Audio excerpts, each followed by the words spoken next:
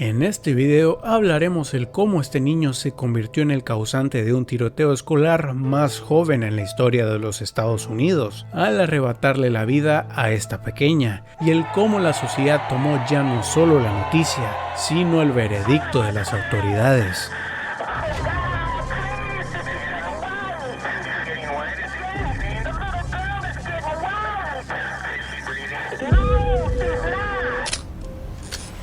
The guy upstairs is going to give him what he deserves. Yeah. And I mean, I'll never forgive the guy. I mean, that won't happen.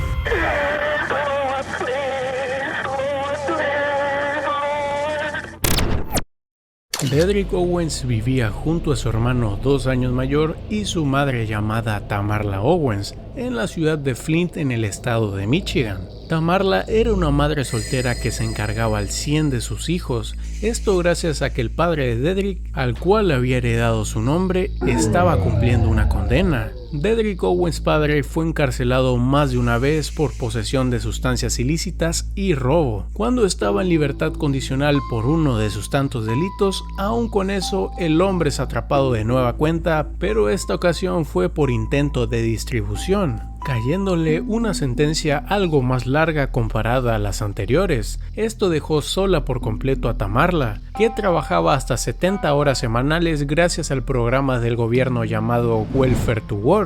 Este programa ayuda a las familias de escasos recursos a encontrar trabajo, darles transporte al lugar y en caso de tener hijos se les ayuda con gastos escolares, cupones de alimentos y asistencia médica. Y para lograr esto, Tamarla antes del amanecer tenía que estar arriba de un bus con decenas de personas en contextos parecidos al suyo. La mujer recorría más de 130 kilómetros diarios para llegar a sus 2 trabajos en Auburn Hills, una pequeña localidad pero con mucho dinero. Y también hay que decir que si ahí había mucho rico interesado en contratar a gente como Tamarla, no es porque fuera por compasión ni nada. Los dueños de estos locales tenían beneficios fiscales que al contratar personas en un contexto de necesidad pagaban un salario inferior, añadiéndole que no tenían que pagar impuestos. En esta tienda Tamarla solo era una recepcionista, mientras en este restaurante Tamarla era mesera, cajera o lo que se necesitara. Simplemente podemos decir que Tamarla hacía de todo para intentar llegar a fin de mes y pagarle el dinero al gobierno que le daban en apoyos para su familia.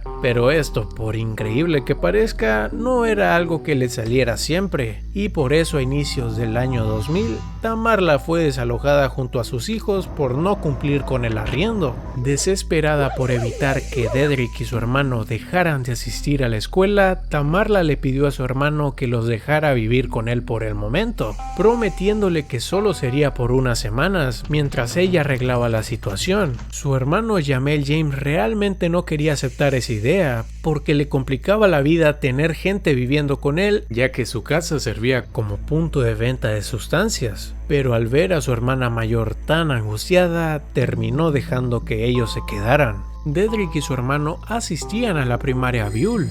Esta escuela pertenecía a Mount Morris, una pequeña ciudad al costado de Flint, donde ellos vivían. Gracias a las ayudas que ganaba su mamá, los chicos podían ir a la escuela en autobuses y llegar aproximadamente entre 20 a 30 minutos. Y aunque el gobierno podría haberlos matriculado en una escuela de Flint y así evitar el desgaste de esos viajes todos los días, eso no pasó porque al Mount Morris ser una ciudad más rural y con menos población, el dinero gastado en apoyo sería mucho menor así se quedaban en Flint.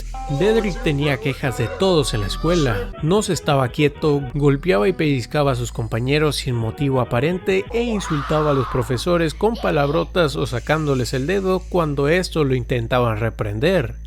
Estas actitudes hacían que lo castigaran, dejándole horas extras en la escuela casi que todos los días. Su madre era consciente de esto, le decía una y otra vez que se comportara, pero no había mucho que pudiera hacer. Para cuando Tamarla llegaba a casa ya era noche y sus hijos estaban dormidos. Cansada por el doble turno y con el estrés de que tenía que estar arriba de nuevo en la madrugada, con el único objetivo en mente de proveerles a sus hijos un techo y un par de comidas al día, su madre se encontraba con todas las posibilidades en contra para darles el seguimiento a sus hijos que merecía la situación. Esto fue clave para que el descontrol de Dedrick aumentara rápidamente. Pasó de insultar y golpear a sus compañeros a pinchar a alguno con su lapicero por no darle un simple pepinillo. Es el 28 de febrero del año 2000. Ahí se encontraban Dedrick y su compañera Kayla Roland compartiendo el aula de los estudiantes de primer grado. Dedrick le hablaba en repetidas ocasiones, pero Kayla no se veía muy interesada en lo que decía Dedrick, la verdad. Y como respuesta a esto, Dedrick, armándose de valor, adelante de más de sus 20 compañeros, intenta darle un beso a Kayla, pero la niña lo rechaza con un claro desagrado. Dedrick cambia su semblante de una sonrisa nerviosa por una cara completamente seria, intentando esconder su vergüenza al ser alejado por Kayla delante de todos. A partir de ese momento, Dedrick no soltó una sola palabra más el resto del día. Pero curiosamente al día siguiente, todo transcurre como un día completamente genérico. Los chicos se levantaron, se cambiaron, desayunaron un cereal y para las 8 de la mañana ya habían llegado a la escuela. Lo que sí cambió es que cuando Dedrick llegó al aula que le correspondía, no dijo ni una sola palabra. La gente no lo notó, pero todos luego acordaron que algo se sentía raro. Pero como era la hora de entrada, nadie hizo mucho caso y simplemente disfrutaron la tranquilidad de esas 2 horas seguidas con el mismo profesor.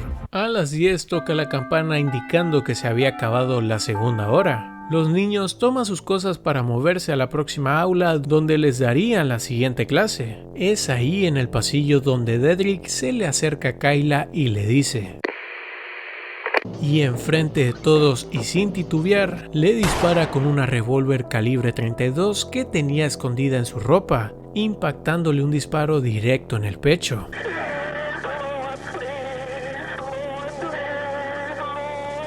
Con este suceso que tuvo alcance internacional, Derrick Owens se convirtió en el tirador más joven en la historia de los Estados Unidos con tan solo 6 años. Y con la misma edad, Kayla Roland se convirtió en la víctima más joven, hasta que fue múltiplemente superada en la tragedia de Sandy Hook en el año 2012. La forma en la que se enteraron los padres de Dedrick del asunto fue algo curiosa, pues a Tamara la contactaron mientras estaba trabajando y ella pensaba que era un simple problema rutinario, mientras a su papá le dijeron que había pasado algo con su hijo en la escuela y el hombre supo instantáneamente que su hijo había matado a alguien. El sheriff que le comentó el suceso le preguntó el cómo fue que lo supo, a lo que Owens padre dijo: vio muchas películas violentas. Nada, si quieres échale la culpa a Mario Bros, ¿no? Pero la única realidad es que el arma que Dedrick usó era propiedad del tío Jamel. El niño la encontró al lado del bote de los caramelos en una repisa y la tomó en la mañana del 29 de febrero, logrando colarse con ella escondiéndola en su abrigo, que como mencioné antes, la casa era usada como punto de venta y si los clientes no traían efectivo, a veces solamente le pagaban a Jamel con armas, eso sin contar las armas que Jamel ya tenía para protegerse. Y como la corte menciona que ningún niño menor a los 7 años es capaz de cometer un delito, tampoco es capaz de recibir culpabilidad por alguno de estos, por lo que Dedrick no recibió ningún tipo de castigo a su nombre. En cambio, a su tío Jamel recibió una condena de 2 años y medio de cárcel hasta que salió en libertad condicional por permitirle un arma a un menor y que pasara toda esta historia. Claro, eso sin contar que cuando registraron su casa encontraron otros tipos de estupefacientes.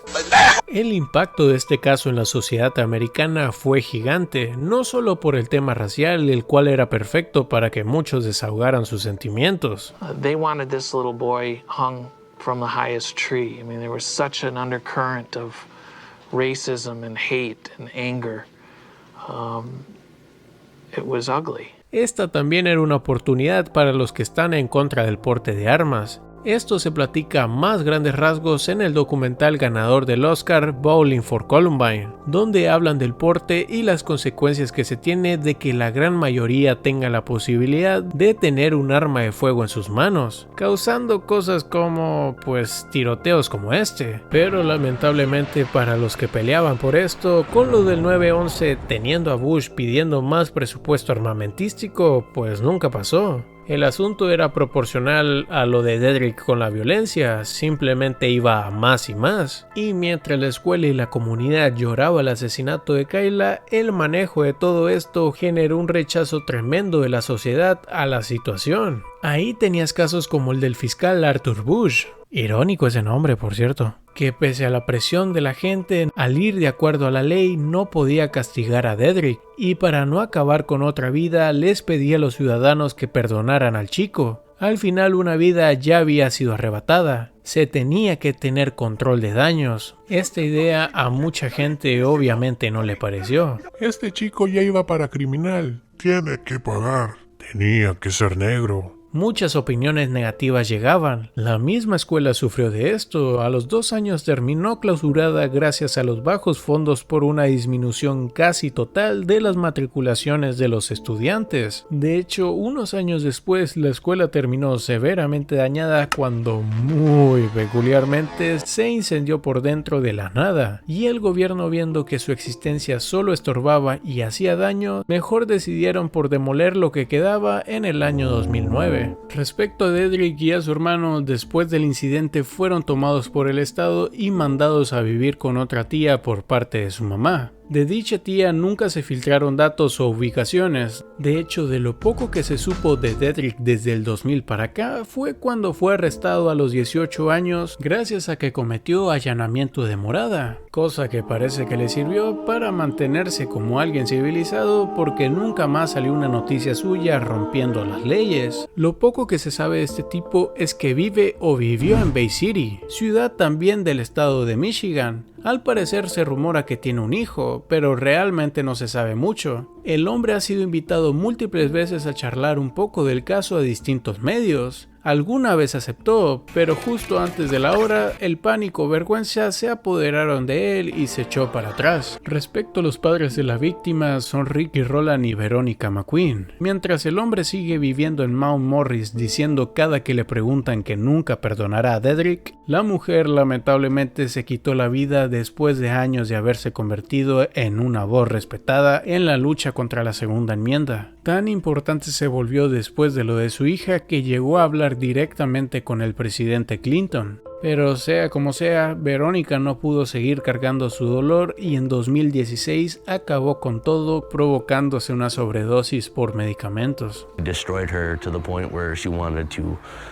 die, alcohol, anything she could do to take away the pain. And I don't think she ever really got over that. Doloroso o no, hay que decir que la regla está clara y menos de 7 es un número mágico para cometer el crimen que desees. Las leyes podrán ser malas o no, lo importante es que sean parejas para todos, y en este caso se hizo lo que correspondía con Dedrick. Si bien es cierto que estos sistemas como Welfare to Work se aprovechan de familias como los Owens para mantenerles trabajando a costa de cupones, la realidad es que el entorno disfuncional lo crean ellos mismos. Si desde un principio no puedes darte una vida digna a ti mismo, no traigas a un chico y mucho menos 2 a sufrir contigo. Pero algo es cierto, el tiempo le dio la razón a los activistas del control de armas. Y es que acostumbrar a un chico a un entorno de armas automáticas también es acostumbrarlo a poder utilizarlas. Si por lo menos le hubiesen puesto como tope a la nación el uso de armas ligeras y ya, estoy seguro de que en caso que un maníaco se levantara con ganas de hacer un tiroteo, las víctimas no serían tan altas como en el Estados Unidos de ahora, en el que cualquier random tiene un subfusil debajo de su almohada.